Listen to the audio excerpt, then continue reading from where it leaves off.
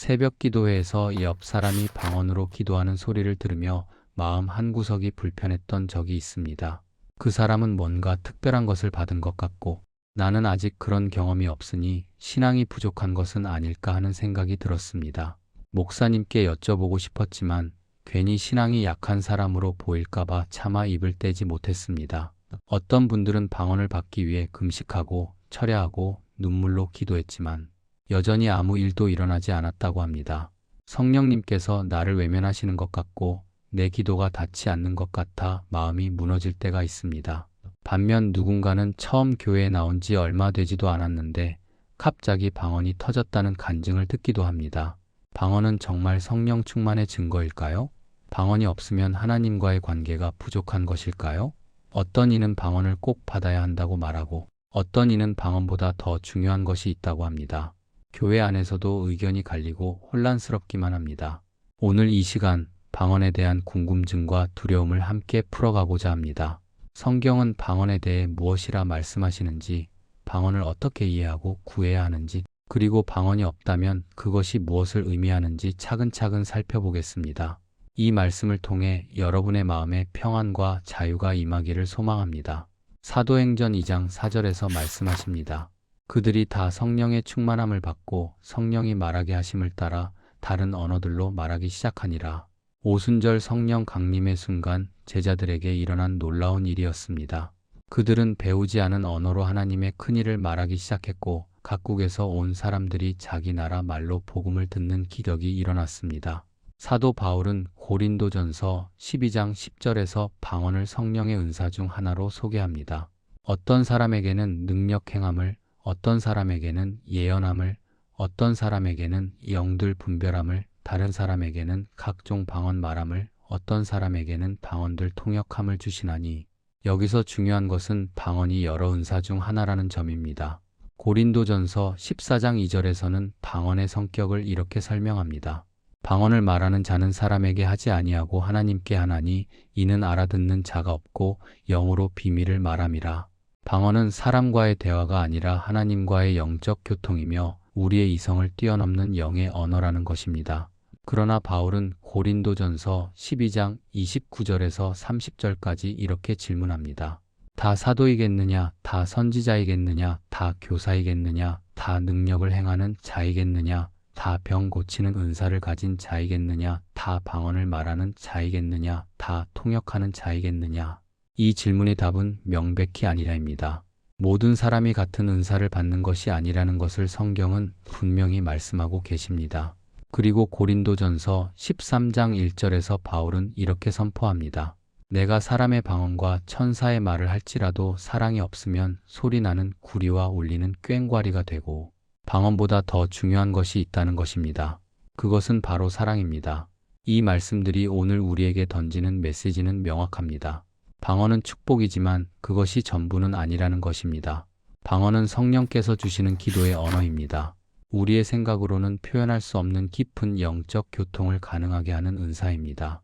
로마서 8장 26절에서 말씀하시기를 이와 같이 성령도 우리의 연약함을 도우시나니 우리는 마땅히 기도할 바를 알지 못하나 오직 성령이 말할 수 없는 탄식으로 우리를 위하여 친히 간구하시느니라고 하셨습니다. 때로 우리는 너무 힘들어서 너무 막막해서 어떻게 기도해야 할지 모를 때가 있습니다. 말로 표현할 수 없는 고통과 아픔, 감사와 찬양이 마음속에 가득한데 어떤 단어로도 그것을 담아낼 수 없을 때가 있습니다. 이때 성령께서는 우리의 영을 통해 하나님께 직접 기도하게 하십니다. 그것이 방언입니다. 그러나 방언은 영적 성숙도의 척도가 아닙니다. 방언을 가졌다고 해서 신앙이 깊은 것이 아니며 방언이 없다고 해서 신앙이 부족한 것도 아닙니다. 고린도 교회는 방언의 은사가 풍성했지만 바울은 그들을 어린아이라고 책망했습니다. 반면 디모데는 방언에 대한 언급이 없지만 바울은 그를 믿음의 아들이라 칭하며 사랑했습니다. 성령의 은사는 다양합니다. 어떤 이에게는 방언을, 어떤 이에게는 예언을, 어떤 이에게는 섬김을, 어떤 이에게는 가르침의 은사를 주십니다. 중요한 것은 우리 각자가 받은 은사로 서로를 섬기고 그리스도의 몸된 교회를 세워가는 것입니다. 방언은 개인의 영적 유익을 위한 은사이며 그것을 통해 하나님과 깊은 교제를 누리는 축복입니다. 하지만 방언보다 더 중요한 것은 사랑입니다.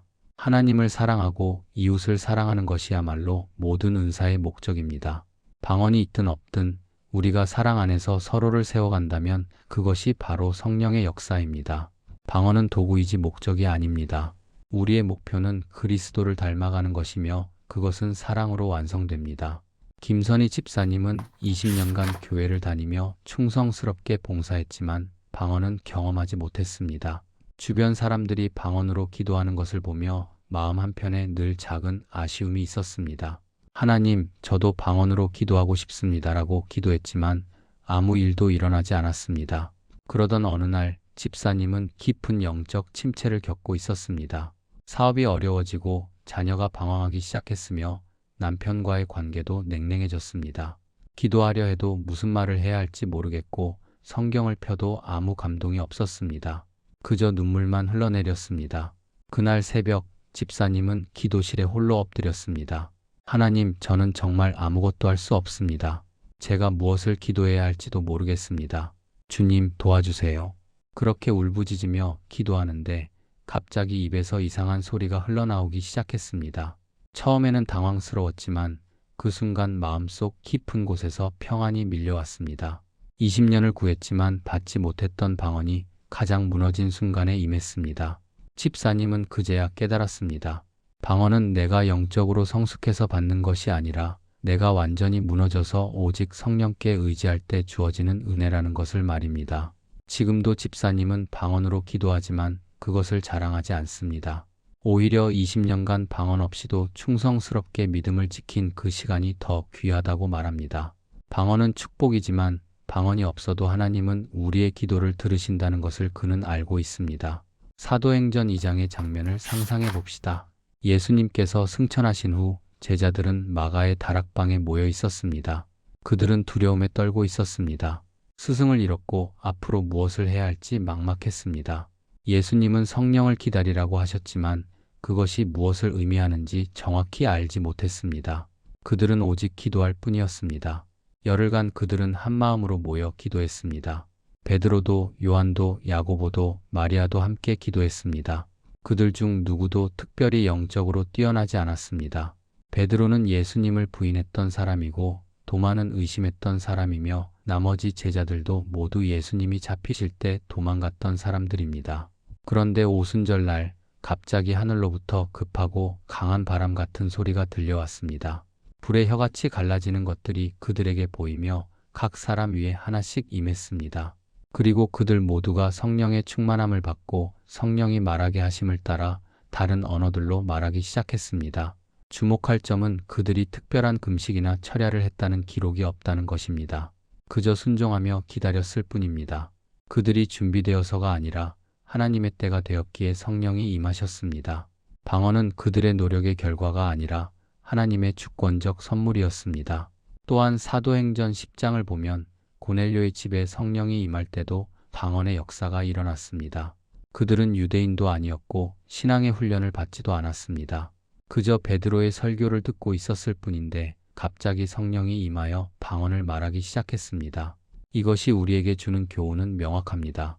방언은 우리의 자격이나 노력으로 얻는 것이 아니라 하나님께서 주권적으로 주시는 선물이라는 것입니다.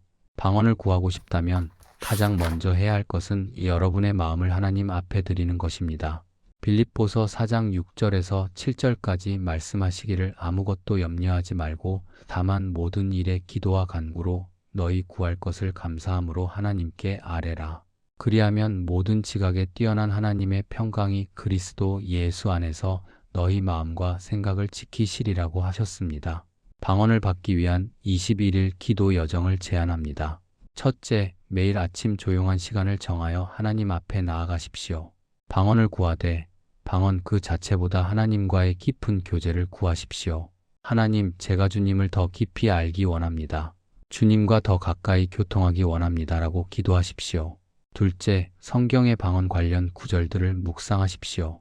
사도행전 2장, 고린도전서 12장부터 14장, 로마서 8장 26절을 반복해서 읽으십시오. 말씀이 여러분의 마음에 믿음을 세워줄 것입니다. 에베소서 6장 18절에서 말씀하시기를 모든 기도와 간구를 하되 항상 성령 안에서 기도하고라고 하셨습니다. 셋째, 여러분의 입을 하나님께 드리십시오. 방언은 우리의 영이 성령의 인도하심을 따라 말하는 것입니다. 때로는 의미 없어 보이는 소리라도 입 밖으로 내어 보십시오.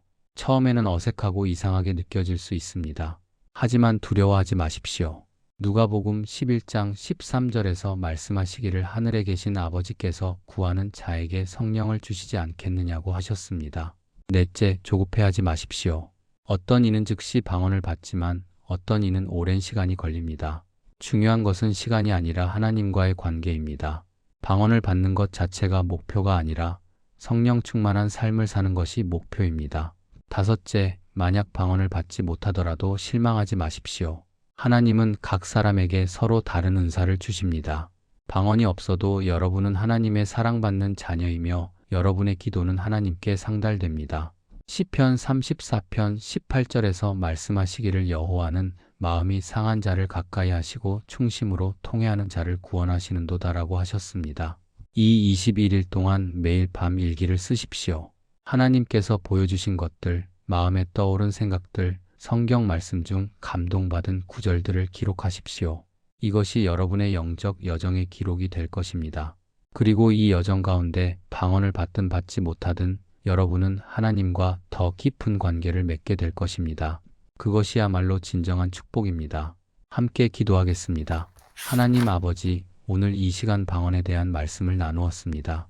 오랫동안 방언을 구했지만 받지 못해 마음이 무거웠던 자녀들이 있다면 그들에게 평안을 주시옵소서. 방언이 없어도 그들은 주님의 사랑받는 자녀이며 그들의 기도가 주님께 상달되고 있음을 믿게 하여 주옵소서.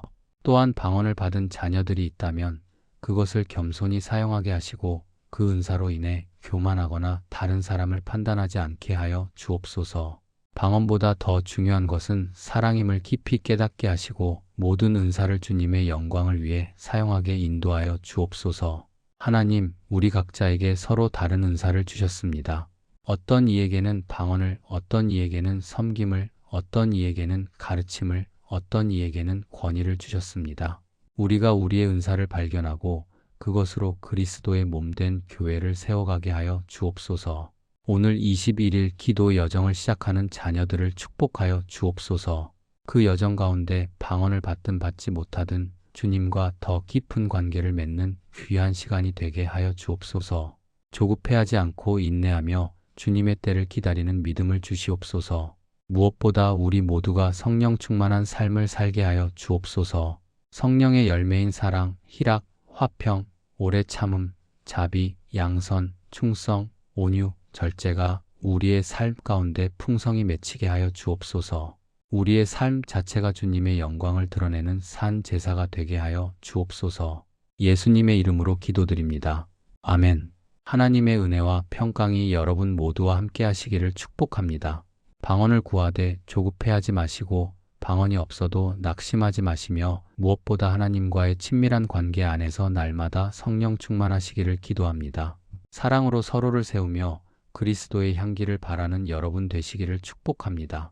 주님의 이름으로 축복합니다. 아멘.